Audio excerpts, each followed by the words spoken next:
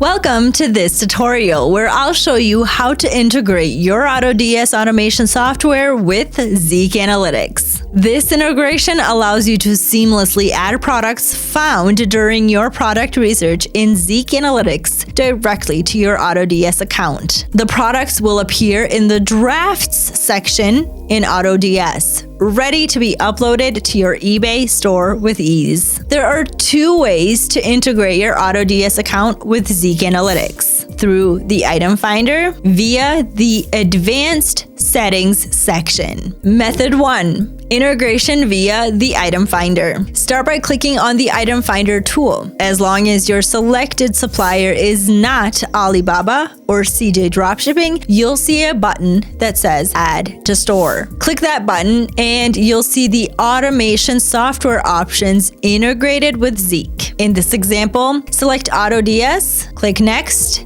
and you'll be redirected to the AutoDS integration page. Log in with your AutoDS credentials and approve the connection. That's it! Your AutoDS account is now integrated with ZIK Analytics. You can now add products directly to AutoDS from the item finder by clicking on the Add to AutoDS button, or upload save products from your folders in ZIK to your AutoDS account.